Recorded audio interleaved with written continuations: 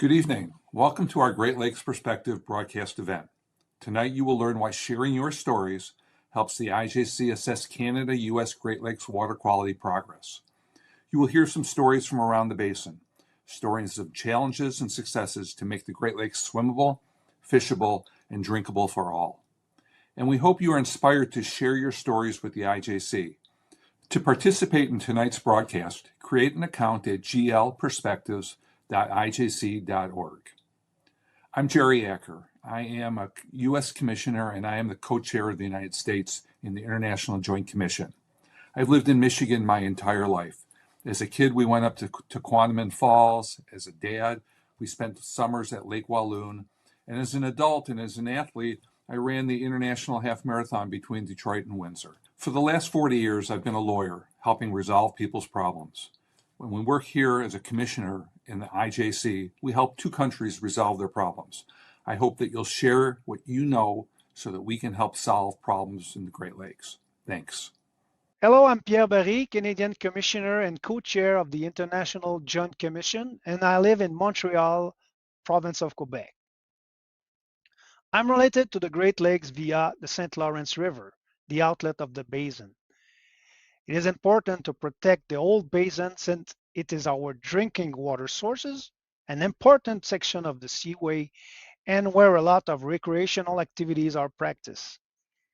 And personally, I like to walk or ride with my bike along the shoreline, especially in the Parc de la Promenade Belle-Rive nearby my own place. Thank you. Hello, everyone. My name is Lance Yohe. I'm a U.S. Commissioner appointed to work on the IJC on international water issues between the U.S. and Canada. I live in Fargo, North Dakota, in the middle of the U.S., right next to the Canadian border, about a couple hours south. And I've been working on water issues my whole life, off and on at different times, working on water that between the U.S. and Canada. On the Red River, where I've spent a lot of my time, our water flows north into Canada. So we've worked together on issues because water is so important to all of us, both countries. We're all dependent on the water, and we all want enough water when we need it, and we all want clean water when we use it. And we want the water to be able to sustain life, ours, and all the habitat, all the animals in the habitat. So all the things we're working on in this area of the country, in the Great Lakes area, it's all important, it's all connected, and we're all part of it. Greetings, everyone. My name is Robert Joya, and I am a U.S. Commissioner with the International Joint Commission. Thank you for joining us. I was born in Rochester, New York, and we moved to Buffalo, New York when I was 1 year old. I'm not going to go through how long ago that was. At the age of 10, my parents purchased a summer home on the Canadian lakeshore in Fort Erie. Over 44 years ago, we purchased our own home 2 miles away and continue to spend May through October on our beautiful Lake Erie shore. Anin bojo, suchebro dishnikaz, ogama anag menwa wasnodekwe, indigo, chichak dodam, Ketaganzi Bing Dunjaba, Ketaganzi Bing Indogum, Chichak Dodum. My name is Sue Chiblo. I am a commissioner appointed by Canada, and I live along the St. Mary's River in the Great Lakes system. I'm sure you all know that the St. Mary's connects Huron and Superior. This is the place where I grew up, and this is where my ancestors are from. So we consider the Great Lakes Anishinaabe territory. But of course, we have neighbors like the Haudenosaunee people. And of course, all of the new relatives that have arrived since we have been here since time immemorial. These lands and these waters are what actually govern me. I don't control or govern them. I live in responsibility to them as they provide us with everything that we need. They provide us with life. They provide us with education, and they provide us with everything. So I'm grateful to be here today and grateful to be able to convey this message. As an Anishinaabe person, we understand that water is life, and without water, we would not have life. We understand that if water was to disappear, all life would perish. But if humans were to disappear, water would continue and all other life would continue to live. So wanting to convey that important message that we remember that we rely on the Great Lakes and the Great Lakes do not rely on us. Now, miigwech. Now that you know who we are, next we'll introduce what we do at the IJC from coast to coast and in the Great Lakes.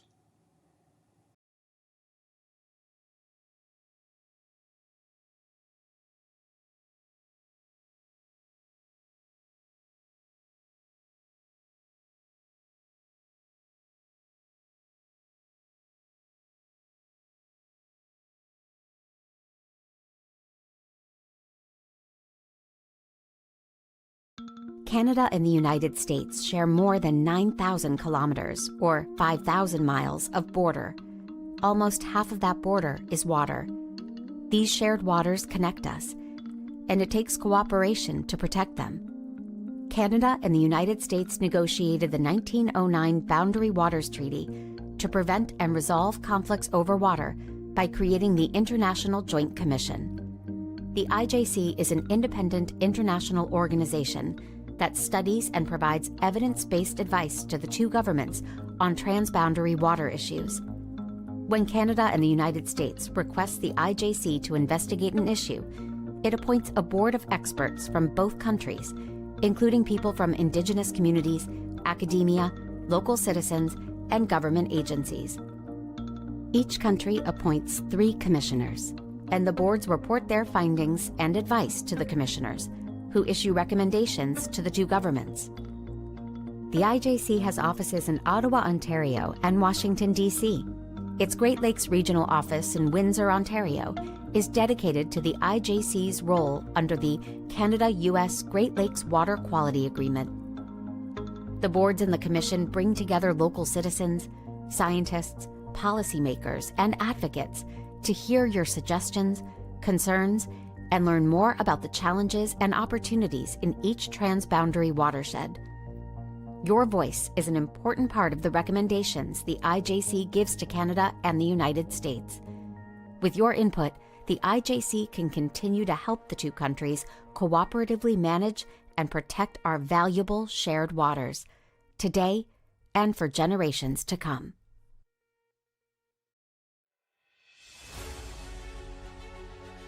Communities of people, plants, and animals rely on clean, healthy Great Lakes waters. Nearly 30% of the combined Canadian and U.S. population live, work, and play in the region. Recognizing the importance of the Great Lakes, the federal governments of Canada and the United States signed the Great Lakes Water Quality Agreement in 1972. The agreement commits the two governments to work together to protect, enhance, and restore the water quality of the Great Lakes. To achieve the goal of healthy and safe Great Lakes, the agreement establishes 9 general objectives for water quality. These include shared goals for the lakes to be a safe source of drinking water, allow for unrestricted swimming and enjoyment, and allow the healthy consumption of fish and wildlife.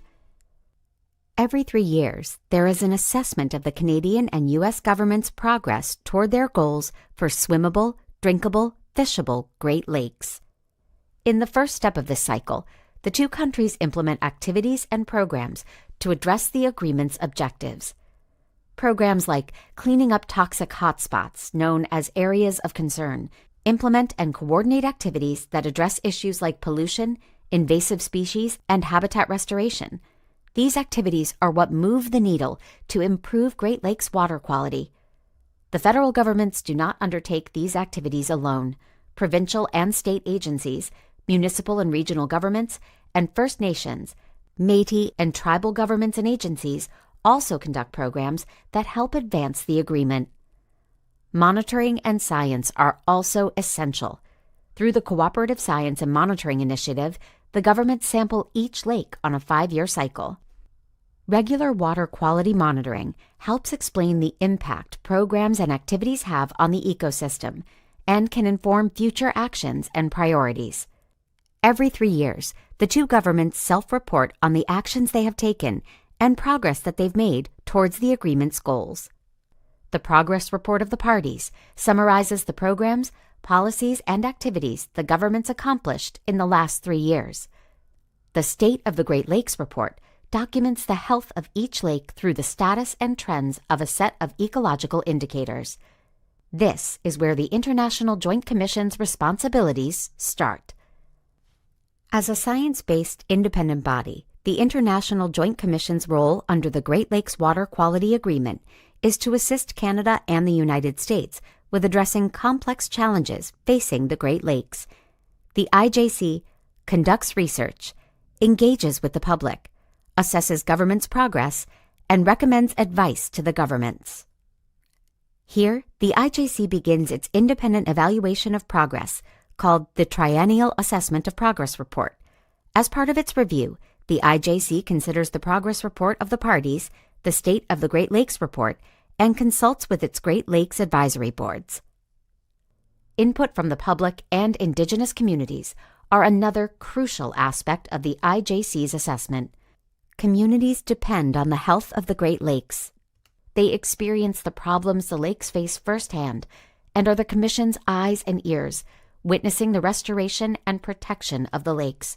First Nations, Métis, and tribal communities hold unique perspectives on and relationships with the Great Lakes.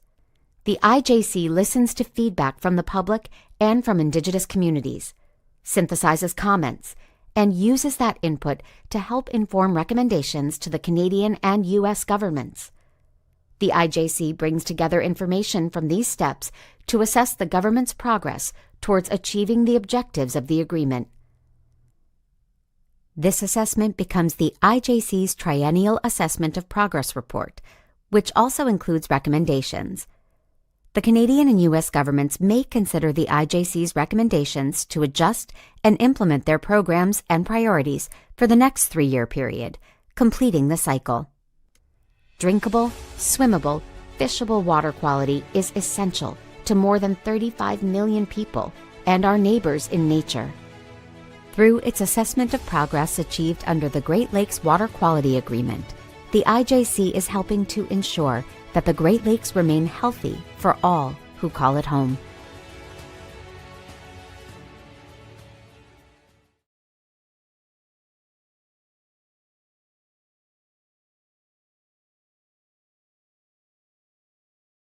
We are united by our care for clean and healthy Great Lakes. Did you know that 94% of the Great Lakes residents believe it's important to protect them? That's according to our Great Lakes Water Quality Board. They poll thousands of residents by phone, and their poll shows that the importance of Great Lakes protection has increased in the last 10 years. The International Joint Commission has the responsibility and privilege to listen and consider public input. On behalf of the Commission, thank you for your interest in sharing your Great Lakes perspectives. So I want to start with a reminder of what brings us together. Protecting, restoring, and maintaining our shared waters is a common ground. Respect is fundamental to our public engagements. We look forward to hearing many perspectives, and we respect the different experiences and opinions that each person brings to the conversation. In late January, Canada and the United States published their 2025 Progress Report of the Parties and State of the Great Lakes Report. On February 3rd, IJC opened our public comment period. We are accepting comments now through April 3rd. It's a Friday. To participate in our public comment period, visit our online platform, glperspectives.ijc.org. Registration is required, and it's free and open to the public. You can submit written comments, and we encourage you to try the video or audio comment feature. To participate in today's broadcast, again, you must create an account or log into glperspectives.ijc.org. On the Great Lakes Perspectives broadcast page, you can take advantage of the interactive features to participate in this evening's live event. Tonight, our speakers will share their stories about how water quality progress shapes the way they live, work, play, and engage with the Great Lakes. Between our speakers, we'll pause and highlight a few comments from the live conversation on the GL Perspectives platform. There will be other opportunities to share your input with the IJC. In February and March, the IJC is hosting a series of public input webinars. These webinars are another opportunity for IJC commissioners to listen to what you have to say about Great Lakes water quality progress. We look forward to hearing from you, and now I welcome my fellow Commissioner Robert Joya to introduce our first two speakers. Next, we'll hear stories from two AOC communities. We'll hear about the recent success in Michigan to delist the Muskegon Lake area of concern with perspectives from local champion Kathy Evans, and Abe Francis will lift up the good work in the land where the Partridge Drums and Akwesasne on the St. Lawrence River. And as you listen to these stories, we encourage you to reflect and share your own stories. How have changes in water quality impacted your quality of life in your community? Share your comments on glperspectives.ijc.org.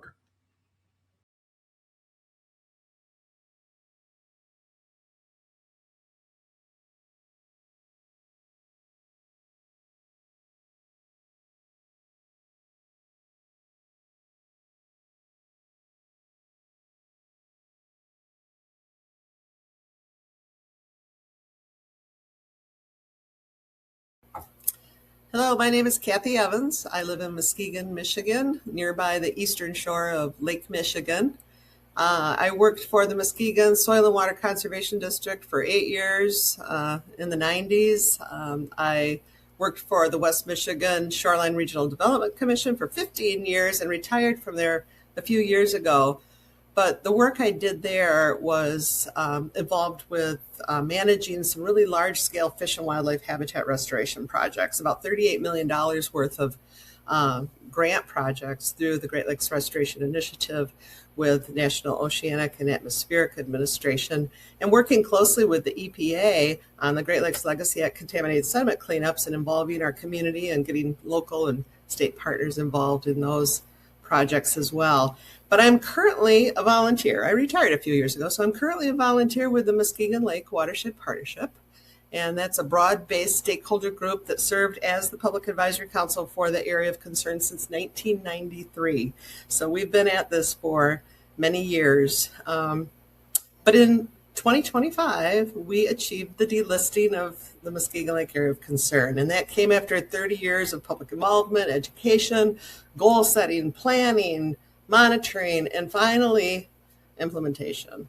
And the implementation would not have happened if it weren't for the Great Lakes Restoration Initiative. And it was only really because of the Great Lakes Water Quality Agreement that we were able to bring people together in the first place to inform the Public Advisory Council, which is now the Muskegon Lake Watershed Partnership. So it's been a long and challenging process, but very worthwhile to see all the improvements that have been made here ecologically. Other than that, though, bringing together the people, I would say is key, because the partnerships that we built with local, state, federal agencies, regional organizations, universities, is still going on today. And we learned a lot about how to work in partnership and set goals together that are meaningful for the local community as well as state and federal partners to achieve them. And that has been a great lesson for our community to learn, and we can carry forward that knowledge and that experience to continue to get things done. We still have brownfields along the shoreline of the lake. We still have public access requirements that are not yet met. So we're looking forward to continuing to work on those things, and we are through the coordinated efforts of the Muskegon Lake Watershed Partnership, which started as a Public Advisory Council.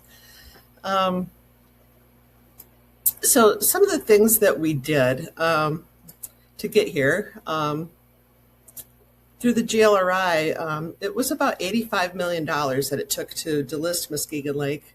And we also leveraged about $16.3 million from our state and local partners as part of that effort.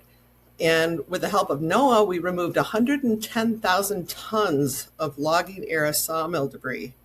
We restored 134 acres of open water habitat and wetlands and improved more than 6,000 feet of riparian shoreline habitat. With the EPA, we removed 190,000 cubic yards of contaminated sediment.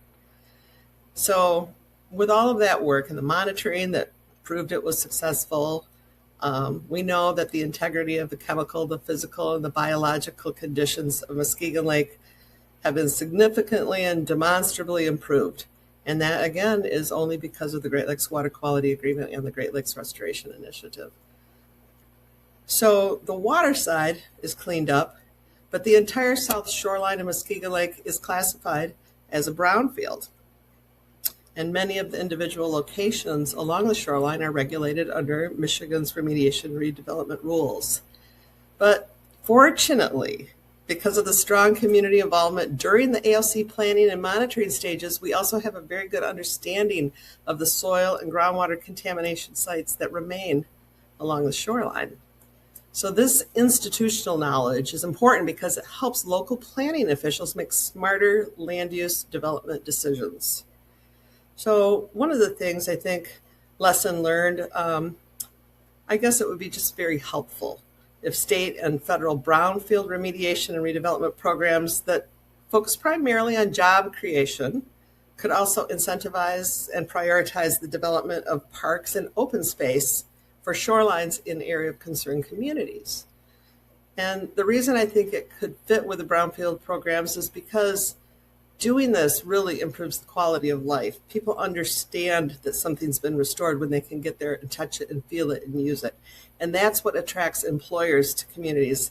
And that's what we need to create those new jobs.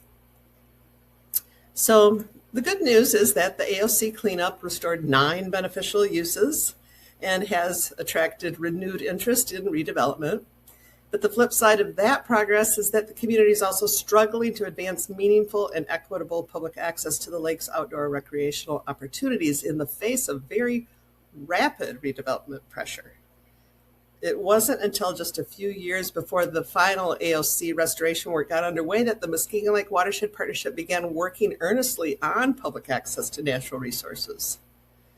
So we realized this at a certain point, and the Muskegon Lake Watershed Partnership developed a Life After Delisting action plan about 5 years before the final work in the AOC was done. Working with Grand Valley State University and the city of Muskegon, the Muskegon Lake Watershed Partnership assessed the conditions of existing publicly owned parcels on the shoreline.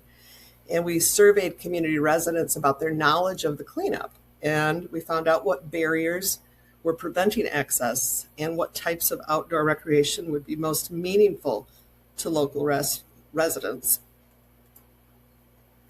So that's something that we currently are working on today. And we're having success. There's more people out kayaking. There are students and residents learning how to kayak that never did before because they were told they can't go to the lake because it was polluted. There are more people who are interested in fishing from shore and just protecting the public access that we have and figuring out ways to make improvements. So that's keeping us very busy right now.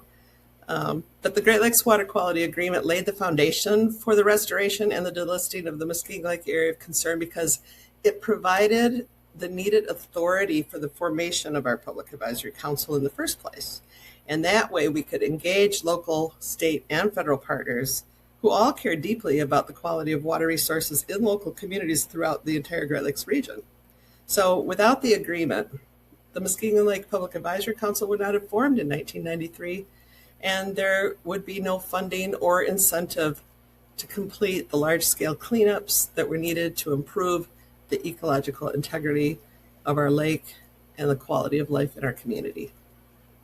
So a huge benefit of being an area of concern and bringing together people to do all of this planning and all of this highly technical work is that we've learned how to work together to do the work that still has to be done. And we're increasing stewardship within the sectors of our residents who live here. the students in the local schools, the local community college, the local governments, because everyone sees now the importance of maintaining what we've restored, but also continuing to make improvements, because now we know that's possible. And so these partnerships are still in place, and we're still working together for the improvement and the sustained benefits that we've seen from the Area of Concern program. You know, in a perfect world, sure, we would have funding to do everything at the same time. We would be doing planning for remediation and habitat restoration. We would be planning for public access and brownfield redevelopment. But things don't always work that way in one pot of money or in one planning framework. But we have learned so much about how we can coordinate, set goals, and make plans to seek different types of funding and partnerships to achieve the goals we have. So we continue to plan, we continue to look to the future, and we continue to look ways to be good stewards of Muskegon Lake.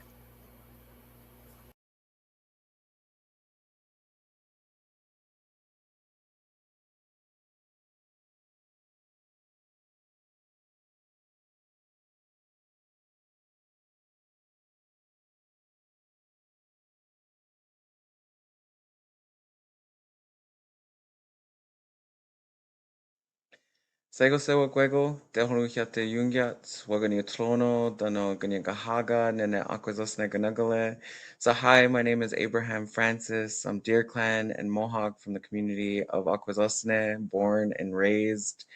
I have been working in the Great Lakes, St. Lawrence ecosystem for quite many years now, and it has been such a fulfilling experience.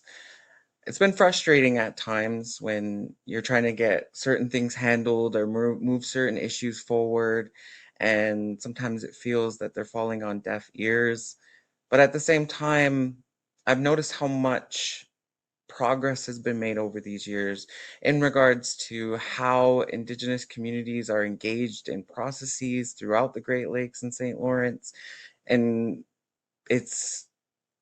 I remember at the beginning really feeling lonely a lot of times because I would often be the only Indigenous person in conversations, and not having that support around me was really difficult. But at the same time, I was uplifted by so many innovators throughout this area. I have to give my love and celebration to Peggy Pike Thompson, who was the program manager at the Mohawk Council of Akwesasne, and was just the perfect dada for me to learn how to grow in this environment, and also all of the work that Henry Lickers has done over the years that really set the tone and opened so many doors of opportunities, and push conversations forward that we never thought were possible. And so I'm really grateful to be a part of this lineage and this continuous lineage of advocacy and further connecting and entrenching myself in these beautiful dialogues with so many First Nations and tribal communities.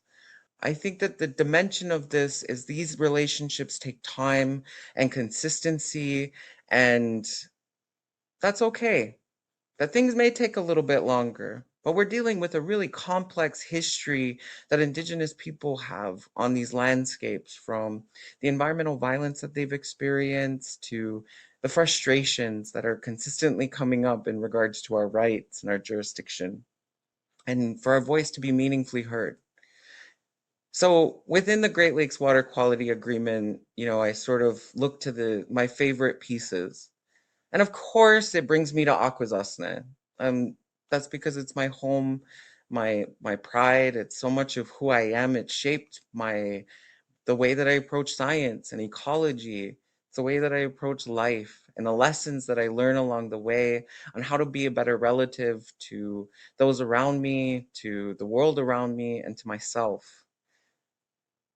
And a lot of this insight really grew out of the violence that my people experienced, and a deep, consistent engagement with the areas of concern and the complications that it has here in Akwesasne, this multi-jurisdictional nightmare that we are. that we have turned into opportunity, and at times are reminded of how complicated this journey of research and collaboration can be. When I became a more active member within the areas of concern and promoting my people's concerns and the cultural impacts that have happened due to that history of violence. It wasn't just the harm on our bodies and on the environment, it was also the harms on our culture and our language. It has me thinking in this really intersectional way about how we have to heal from that violence. That for us, healing and addressing the environmental concerns is about us healing as a community. Because our culture emerged from this landscape over thousands of years of engagement. So we have teachings that guide us. We have teachings that give us insight on the world around us, that show us protocol and provide us inspiration and empowerment. I'm so grateful for my ancestors for that, for gifting us that, and so many more resources. And so as I built this understanding of the waters and my relationships with the governments, with the various bodies that govern the system,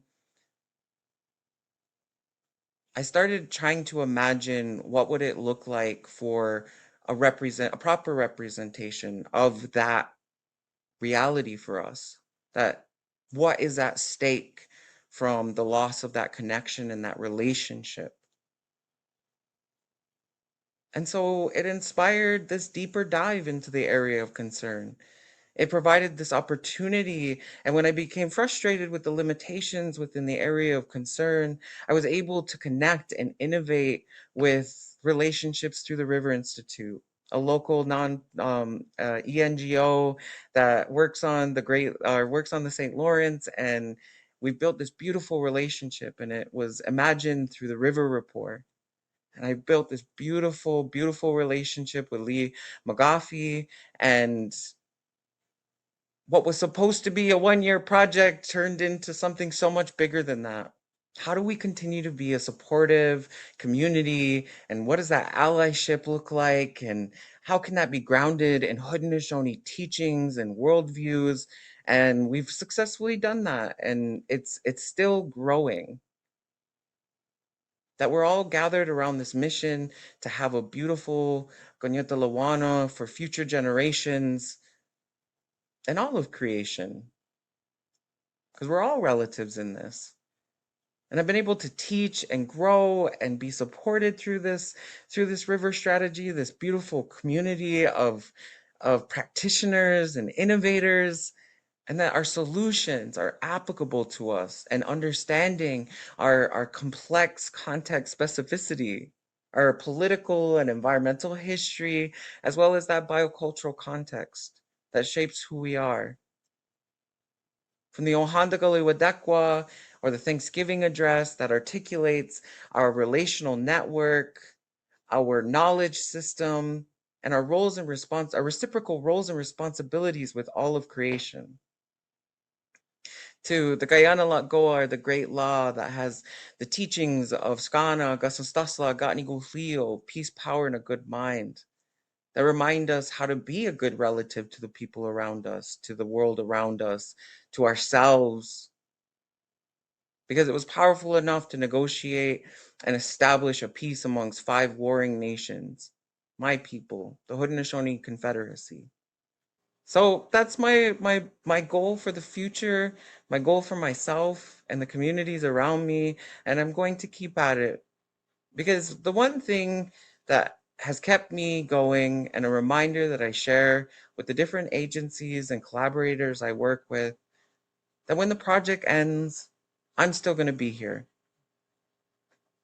And so when the next iteration or the continuity of this work moves forward, I will still be here. And I will still be fighting that fight with a wonderful group of Aquas Aslono and allies that believe in this, that believe that community can make changes, that we can heal ourselves from these complex histories, and that we can have beautiful, beautiful futures together. So this is what I offer up to this moment and offer up to this space. Nyawa, Tuknigo.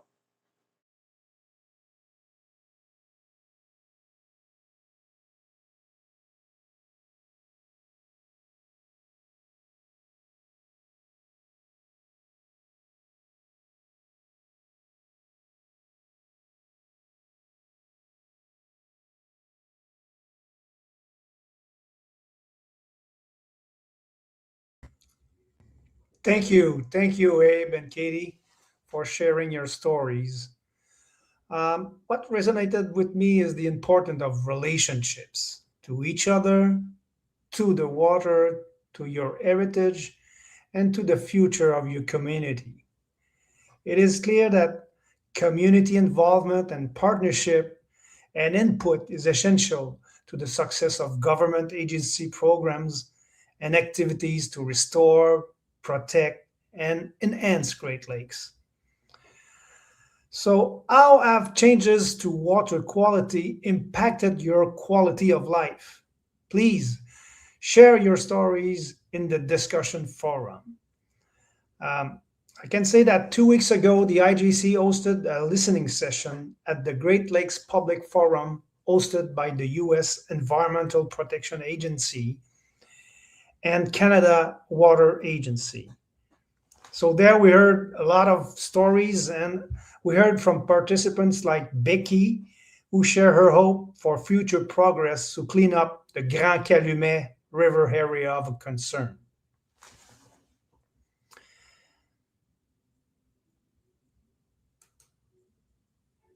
So is there any stories that you can share with us? Please feel free in the chat or in the future to help us understand your issues on the Great Lakes.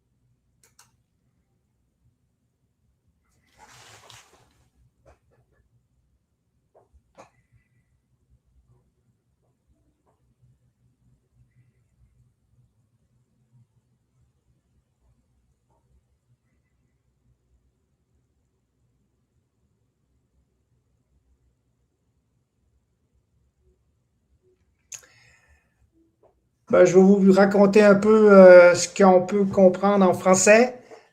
Nous aimerions bien sûr recevoir des commentaires sur vos enjeux, vos histoires autour des Grands Lacs et jusqu'à Montréal. Nous espérions que vous pourriez partager avec nous des histoires sur qu'est-ce qui vous embête, qu'est-ce qui vous fait garder espoir qu'il y aura toujours de l'amélioration dans la qualité de l'eau des Grands Lacs et qu'on pourra avoir des usages tels que, bien sûr, la boire, faire de la natation et même pêcher dans différents endroits.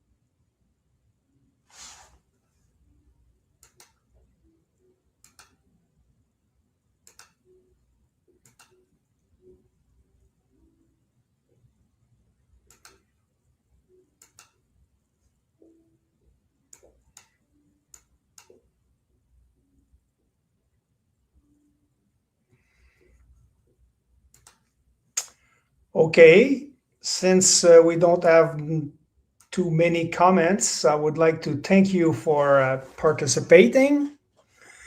Our public input webinar series is your opportunity to continue the conversation and share your stories with IJC commissioners. Each event in the series has the same theme, but there are suggestions to bring participants together with shared interests.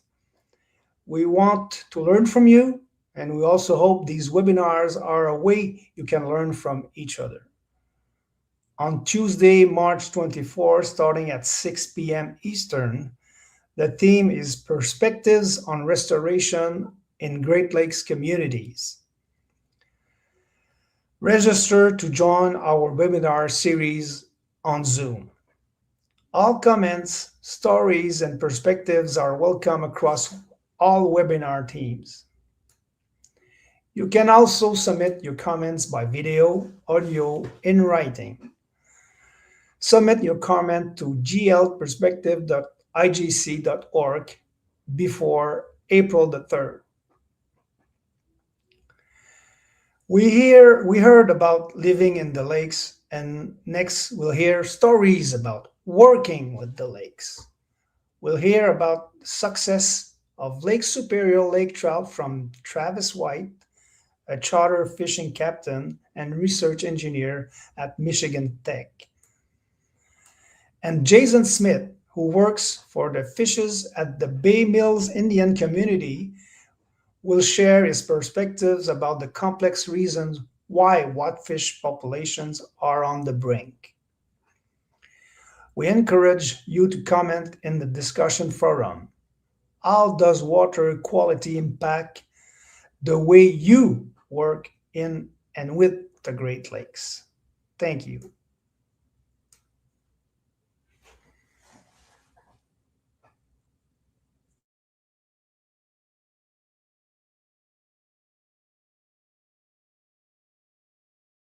My name is Travis White, and I'm a resident of the Keweenaw Peninsula up along the south shore of central Lake Superior. I'm a research engineer at Michigan Technological University's Great Lakes Research Center, and I'm the owner and operator of Keweenaw Charter Fishing Company, going on my 18th season. I'm an avid angler and a passionate outdoorsman. I'm really excited about native lake trout, and today I'm going to share a story about the lake trout recovery in Lake Superior and my research to help sustain that success long term. Lake trout in Lake Superior experienced a severe population collapse in the mid-20th century. That decline was primarily driven by invasive sea lamprey and the predation effects of that, compounded by historically high levels of commercial fishing harvest. Over the decades that followed, fisheries managers, scientists, the Great Lakes tribes, and anglers all worked together and helped to rebuild that population. In 2024, the Lake Superior Committee declared that lake trout restoration objectives had been met, which is based on long-term assessments that show a stable lake trout population across the lake. In Lake Superior, the question today is no longer how to recover lake trout, but how do we sustain that success as fishing pressure, environment, and technologies continue to change, along with the potential for emergent threats such as new invasive species becoming established that weren't here before. My work focuses on staying ahead of such challenges, and I'm working with partners to develop a forward-looking tool set and information that helps managers and anglers to anticipate emerging pressures, evaluate threats in real time, and adjust practices and management strategies early before measurable changes show up in the fishery. To look at one example, recreational fishing on Lake Superior has increasingly shifted towards catch and release, supported by modern fishing equipment and electronics that make it much easier to find and target fish. This includes some of my own charter fishing trips, where we're heading out far offshore in search of trophy-sized lake trout, which can be decades old and are generally not considered best for eating. We primarily target these fish with the intention of catching and releasing them, with hopes of seeing them grow older and get bigger.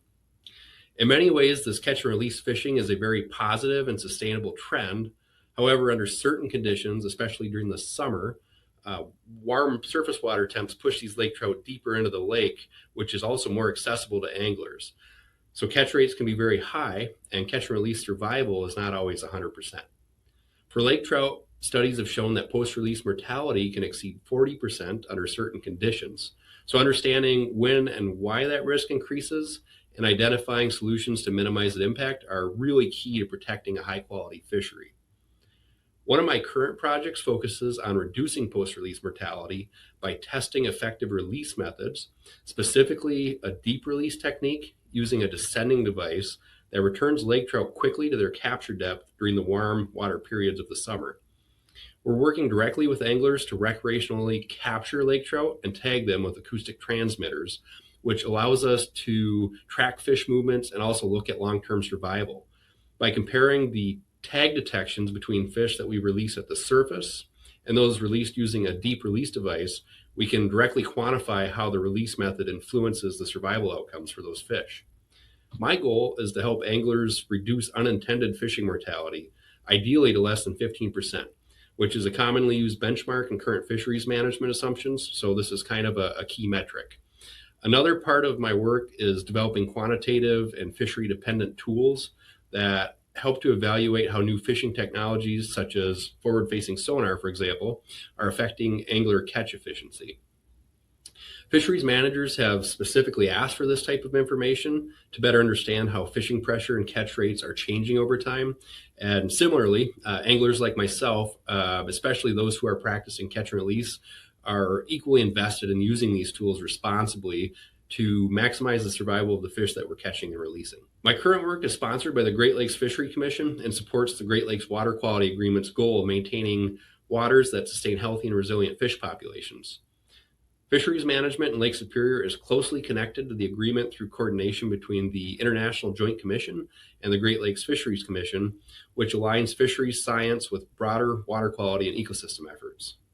Our Great Lakes fisheries are very dynamic systems, so the work never truly ends. Threats like invasive species, fishing pressure, changing environment, and spawning habitat loss all remain.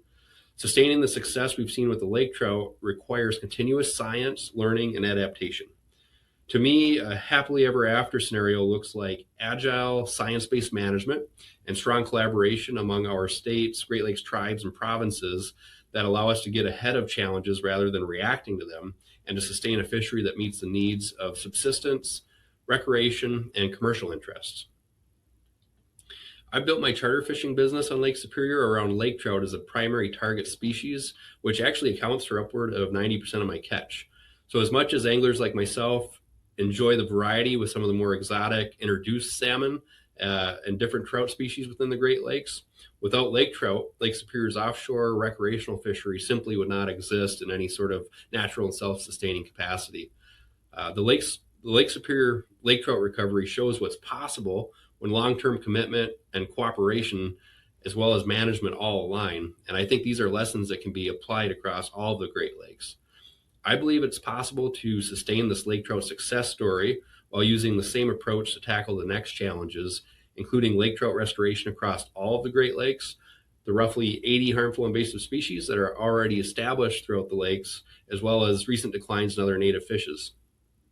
For me, the lake trout recovery is really important, and I think to some of the best times that I've had with my family and friends on Lake Superior, and that's because we're out pursuing lake trout and spending that time together on the water. And I think back to a couple summers ago when I took my father-in-law, his brother, my wife, and sister-in-law out fishing, and we ended up catching a really impressive lake trout near the tip of the Keweenaw Peninsula.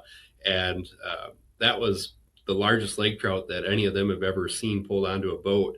And for me, it was just a really special moment seeing that fish come out of the water. But interestingly, and really kind of getting back to the historic challenges that lake trout have had, interestingly, that fish came up and into the net with a sea lamprey on it. And I think that just really speaks to, one, how much these big fish are survivors. That fish was maybe 20 pounds, so he's been in the lake for possibly 20 or 30 years and survived these attacks by these sea lamprey up to this point.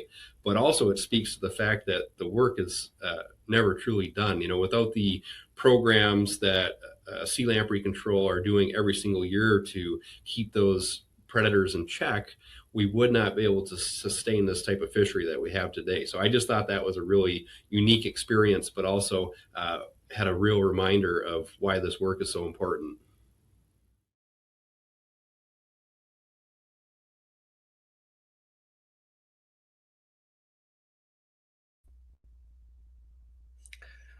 Bonjour, Jason Smith, Indigenous cause, Pontiac and Dojaba, Bawetting and Doda, Yigon biologist and Donangje, Atika Meg, Minwa Namegos, Minwa Name, Minwa Tonapi, in Donjano Kataga. So I'm Jason Smith.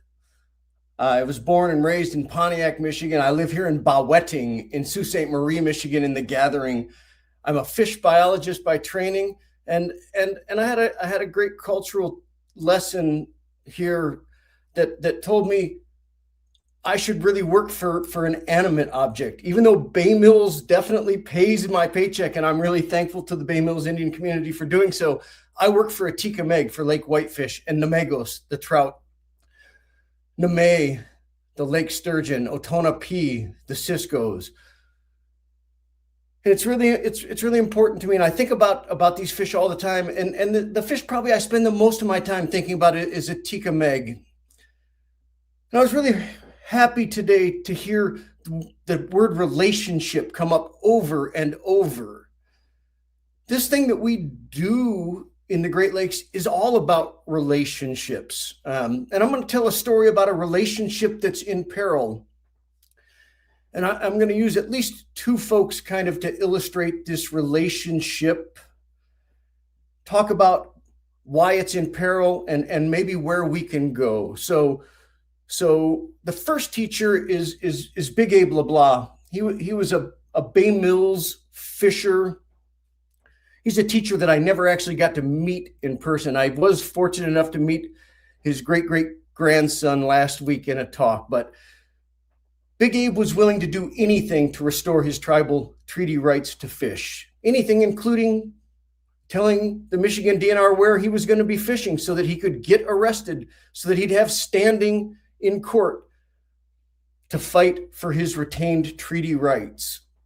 And I've always loved that story, and it's an inspiration and courage. He loved that right so much that he was willing to do anything. But even after knowing that story, I didn't have a grand way to understand what the treaty right meant until I met Frank Edowagishik, a Little Traverse Bay citizen. And Frank explained to me that this treaty right is about the right for the relationship between the people and the fish, the right to have ceremony for the fish, to sing and dance for and with the fish. It includes things like commercial fishing and harvest, but at its core, the treaty right is about this relationship. And I'm so thankful for these teachers that I've had who've helped me here. A thing to always keep in mind is that this relationship between the fish and the people is ancient and ongoing. And outside of Lake Superior, so Lake Huron, Michigan, Ontario, and Erie, I believe Atika Meg faced their greatest challenge to date. And the challenge that they face is from quagga mussels. These invasive mussels have come in and completely changed the food web. They've eaten all of the algae. Now there's no zooplankton. And really what that means is that there's nothing for baby fish to eat. And so baby fish don't grow up into to these next fish. And I really believe that the relationship between the people and these fish is in peril in these lower Great Lakes, kind of to the level that we might not have much of a relationship in 10 or 20 years. But this relationship's been in deep trouble in the past. It was in deep trouble when we had super polluted waters, and folks working through things like the Great Lakes Water Quality Agreement dealt with that and saved the relationship.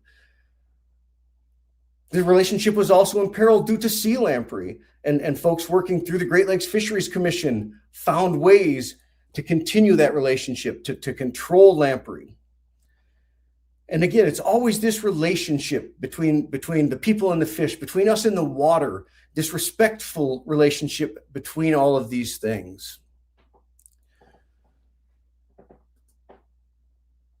So we kind of have already a model for how we should go forward with this biggest threat, with this threat of quagga mussels.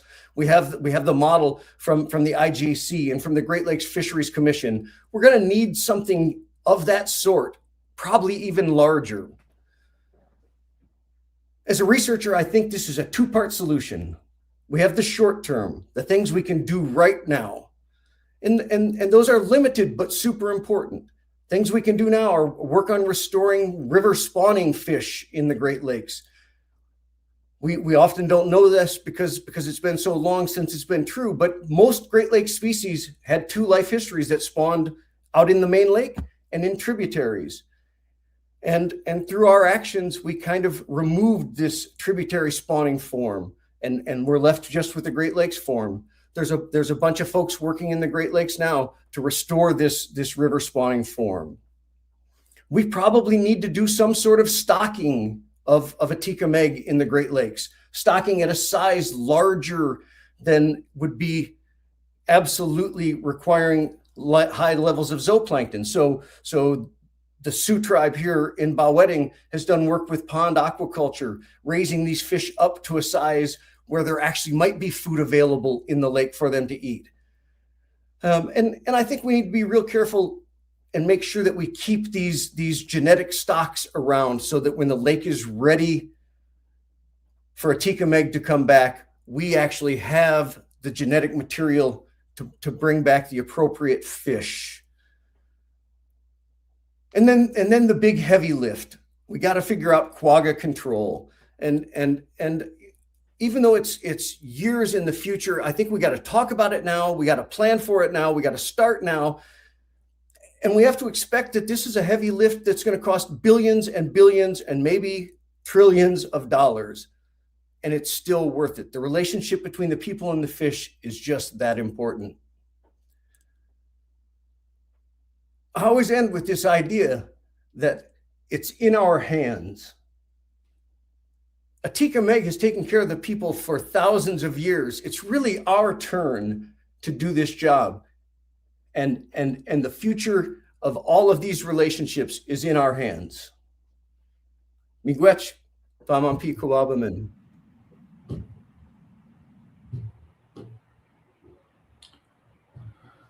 Thanks, Travis and Jason. What really strikes me about your stories is how success depends upon the ecosystem approach and our responsibility to the fish. Your stories underline how Great Lakes Water Quality Agreement objectives and programs on habitat, invasive species, and nutrients all have a role to play in keeping our lakes fishable. We want to hear your perspectives. You are in these lakes. You are in the neighborhood. Tell us what you're seeing. Tell us what you're hearing. How have changes to water quality impacted your work in and around the Great Lakes? If you're taking a boat from Michigan to Mackinac, if you're in Lake Superior, let us know what you are seeing. Comment in the discussion forum on glperspectives.ijc.org. There we'll see it. At the Great Lakes Forum, we heard from participants like Jane, who are concerned about the loss of capacity in government agencies. We also heard concerns about the whitefish, as well as the endangered American eel, and the impact of warming tributaries on fish. Our team is highlighting some of the comments from our broadcast live discussion on the forum below. People are talking about having less employees, people working there than they did 10 or 15 years ago. Jane in Wisconsin. We're hearing from Grant talking about states list water impaired for aquatic life, but then list the source as being unknown. We're hearing from you all over the Great Lakes when we want to hear more about what's happening. Water quality mapping at 30-meter resolution, for example, has been demonstrated for decades, but is still an academic project, says Bob Huberty. That's what we want to hear. We need to see more and hear more from you so that we can take these comments and incorporate them into our reports on the Great Lakes. Thanks for your comments. We want to highlight a few more upcoming public input webinars. Next week, on Tuesday, February 24th at 6 p.m. Eastern, Join us for our first webinar to continue the conversation on the theme of working with Great Lakes fish. And on Wednesday, February 25th at 11:30 a.m. Eastern, our theme will focus on working with algal blooms in the Great Lakes. We'll hear about building trust with Ontario farmers from Melissa Cousineau of Alternate Land Use Services Canada Eastern Hub. And we'll learn from Ohio State University Sea Grant Director Chris Winslow, a Buckeye no doubt, about the H2 Ohio program that funds solutions in Lake Erie. Register on Zoom and join a webinar to share your stories with IJC commissioners. As Pierre said, these themes are suggestions and all comments are welcome at all webinar events. If you can't make the webinar, consider recording and uploading a video or audio comment on our online platform.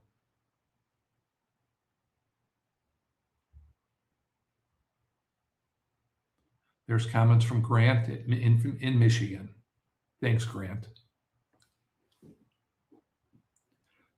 Closing out our broadcast this evening, we've got some perspectives about ways water quality impacts how we play and engage with the Great Lakes. Next year, we'll hear from world-renowned microbiologist Joan Rose, who will highlight innovations to track and trace pollution that causes beach closures and waterborne diseases. And finally, Darren Vogt will share how the 1854 Treaty Authority are engaging with partners to restore and reconnect with wild rice in the St. Louis River. How does water quality impact the way you play and engage with the Great Lakes? Share your perspectives with us. We can't read your minds. We need to hear from you.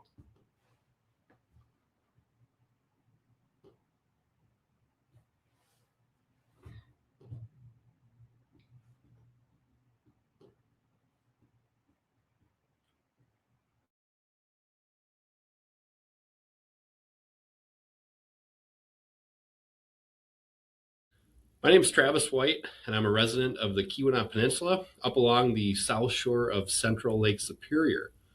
I'm a research engineer at Michigan Technological University's Great Lakes Research Center, and I'm the owner and operator of Keweenaw Charter Fishing Company, going on my 18th season.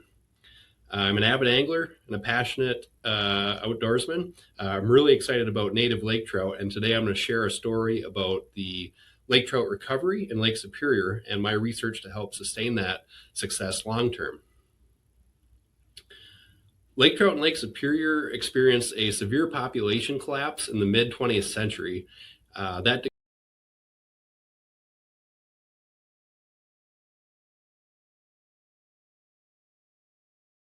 Hello, I'm Joan Rose with the Health Professionals Advisory Board with the International Joint Commission.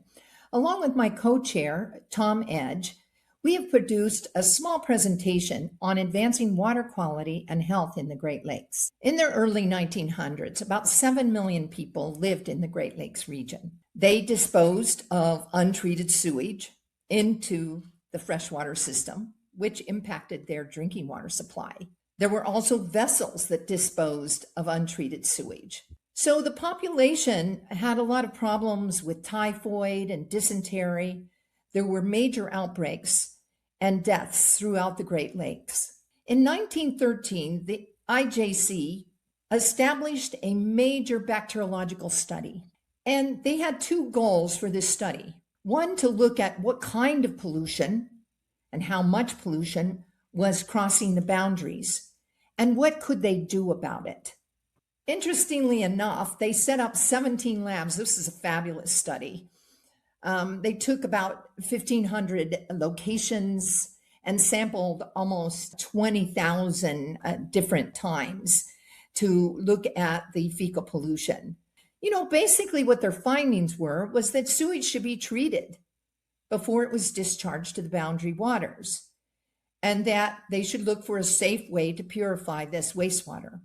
Treatment was the solution, not dilution to pollution. We are still dealing with water quality issues, and we have very complex challenges now impacting our shorelines, our drinking water, and our recreational waters. For example, we have harmful algal blooms. We call them HABs. You may recall that in 2014, the The city of Toledo had to shut down its drinking water supply because of this microcystin toxin. This affected 500,000 people. In 2025, there were numerous beach closures across the Great Lakes. In fact, it's estimated there was up to 600 advisories and closures across the Great Lakes due to these stormwaters. Now, besides stormwaters causing the pollution, we now have septic tanks, sewage treatment plants that don't treat wastewater very well, agricultural runoff, animal manure, pets, stormwater, and wildlife. And all of these can bring in large amounts of fecal pollution. But we now have these advanced molecular diagnostic tools, and this helps us measure water quality. The technology actually comes from the studies of the human genome and then the gut microbiome. So now we have instruments, we have kits, we have technology where we can open up any virus, any bacteria, and we can read its genetic code, allowing us to monitor what's in the water. These reports, you can see that we started, of course, looking at protecting water quality between Canada and the US with this Boundaries Waters Treaty of 1909. We have a report now on the IJC's website on what's happened 100 years later in terms of these complex challenges. And finally, a report that talks about these new technologies and how we're going to use them. This brings me to the Great Lakes Large Basin Microbial Water Quality Assessment. Here we're advancing molecular and genomics technologies, and we're modernizing how we monitor water quality throughout the Great Lakes. It really focuses on 3 areas: microbial source tracking, in which we can track the source of the pollution. Did it come from humans or did it come from cows? The study of harmful algal blooms. How do they produce these toxins and when? And of course, using the powerful tool of metagenomics to study the water microbiome and understand what is safe. We are currently identifying lab capacity and establishing a network to harmonize molecular methods. And we already have some success stories. One example is the cleanup of Bluffers Park Beach in Toronto. Here, they had high pollution due to E. coli. And using source tracking methods, they were able to go upstream, identify the sources of this E. coli, and remediate it, actually turning one of Toronto's worst beaches into one of its best. Right here in Michigan, we've been involved in using these microbial source tracking markers right on the beaches and understanding when there's human sewage impacting these recreational waters.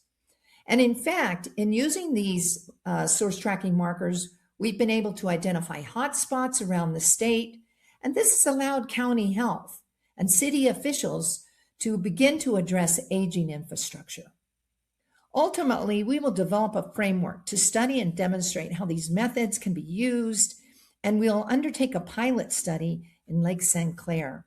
You know, there's up to $3 billion to $5 billion is the estimate to fix our wastewater infrastructure. And these new tools are going to provide us with information and data that will help us make the best decision to protect our water quality and our health in the Great Lakes. You know, we all have our favorite beach, river system, our favorite lake. And I've been all around the world and see the problems that exist when you don't protect water quality. The Great Lakes are a treasure, and we are leading the way here for the world in using these advanced technologies. Ultimately, this is going to protect our water quality, our health, and the beauty of these Great Lakes.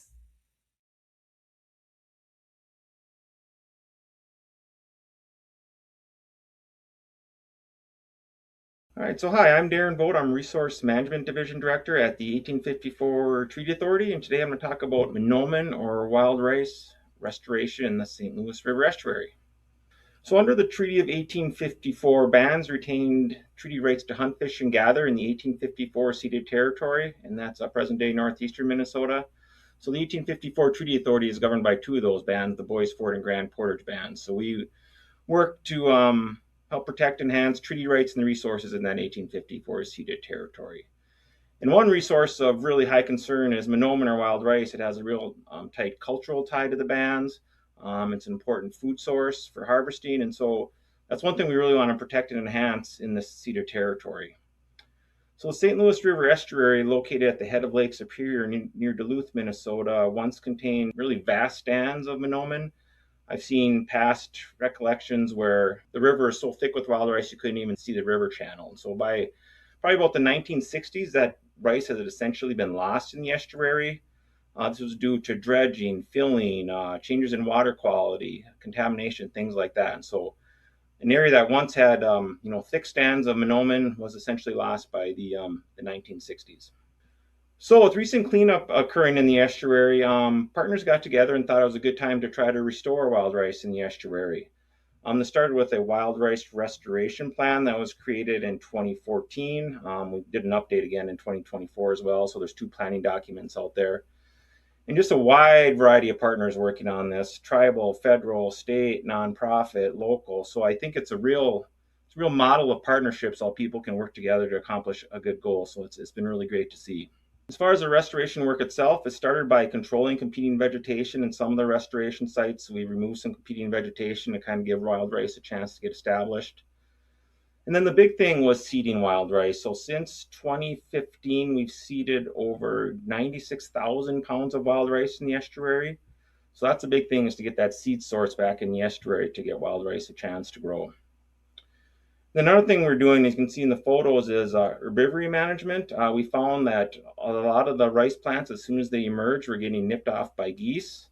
And so we constructed these fenced off areas to try to, give wild rice a foothold before they could be nipped by geese. These fenced areas are approximately 20 feet by 100 feet. And this past year in 2025, we had 50 of these exposures installed to try to, give wild rice a chance over some of the goose impacts. And then lastly, we do a lot of monitoring of the restoration work. We do surveys each year to get an idea of density, acreage, biomass, so we can track our success over time. So some of the roadblocks we've hit, seed acquisition is a big one. You have to acquire wild rice seed, either harvest it yourself or buy from harvesters. You just can't go online and order it. So that's always a tough thing to overcome, is to get our hands on that much seed. When we first started this wild rice work, Lake Superior was near an all-time high, which affected water levels in the estuary. Wild rice really likes that shallow water, 1 to 3 feet. And so our first years there, we were kind of running into high water levels, which impacted some of our success. And then lastly, I mentioned geese already. Just saw the huge impact they're having on, almost any plant emerging was getting nipped off by geese. And so we've been working to try to get some thicker areas established that can withstand that pressure from geese. So a couple of photos here just kind of demonstrating the restoration success. The one on the left was in August, I think a couple years after we began our restoration work. And the one on the right is how things have been looking the last couple of years, so in August as well. So that's the same location in August across different years. You can see we went from no or sparse wild rice to some pretty thick stands of wild rice in some of these restoration areas. So it's really great to see that progress over time. And we don't have to get too much into the numbers here, but this is some of our monitoring work. So we have about 14 areas we worked on restoration in the estuary. So this shows some of the monitoring results over time. You can see, through 2020, we didn't have a whole lot of success, mostly due to those high water levels. But beginning in 2021 to this last year, 2025, you can see the increases in wild rice biomass in these locations. You will see a dip in 2024 there. That's because we had a high water year. We had a big storm event. So wild rice is very variable across years. But in 2024, with just natural conditions, we kind of had a down year for wild rice. But you can see overall, we're seeing quite a bit of success over time. And finally, we're really trying to increase connections with Monoman, with the estuary itself. We've held wild rice camps multiple years where we get the local community and students out seeing what wild rice is, getting a chance to see how to harvest it, how to process it. So it's really, again, improving that. Joan and Darren, thanks for sharing your stories. You reminded me of one of the findings of our Water Quality Board's Great Lakes Regional Poll, where 95% of respondents reported that their interaction with Great Lakes nature and water has benefits for them and their families' happiness and well-being. Many activities under the Water Quality Agreement are working towards goals for fishable, drinkable, and swimmable waters that support our health and well-being. If you had a magic wand, what would you change to achieve progress in the Great Lakes water quality? Tell us, share your opinions, share your perspectives on Canadian and U.S. government's progress under the agreement in the discussion forum at glperspectives.ijc.org. We've heard from folks like Vic to share their views to ensure that priorities include more winter science. We've heard from folks from Illinois and Wisconsin who have told us about issues that are going on. And we thank you for sharing these perspectives with us. And to everyone who's participated, we thank you. While this broadcast is coming to an end, we look forward to hearing more of your perspectives during our webinar series. Tell your friends, share the links, let people know that this is a place where they can provide feedback on all topics in our webinars. Register to attend a webinar that best fits your schedule. We look forward to learning from your perspectives. On Wednesday, March 11th at 11:30 a.m. Eastern, our webinar theme will continue to explore your perspectives, engaging with the Great Lakes coasts, from beaches and dunes to wetlands and wild rice stamps. Our last webinar will be Wednesday, March 25th at 11:30 a.m. Eastern. We look forward to learning from your perspectives on engaging in Great Lakes participatory science. We'll hear from Gabby Parent-Dolinger at Water Rangers, who have kits for communities to do water quality monitoring, and from the University of Waterloo's Libby George, who will share how the Coast Reach program is engaging citizens in coastal conservation through photography-based monitoring. And speaking of photography, another part of our engagement is our 5 Great Lakes, Many Points of View photo showcase. We're accepting submissions through the summer. We'll feature photos in some of our videos today, and photos will be featured in our TAP report or on social media. Vote for your favorites, with winning entries being included in a special postcard set. Thank you for taking the time out of your evening to stream our broadcast and participate in the discussion forum. Pierre, back to you. What'd you think of tonight? Merci beaucoup, Gérard, pour les commentaires. Je crois que lorsque toutes les communautés sont engagées et qu'on utilise le meilleur résultat de la recherche, on peut faire avancer beaucoup les choses pour retrouver et avoir une qualité de l'eau qui nous permet toutes sortes d'usages, autant pour la flore, la faune, que pour les humains.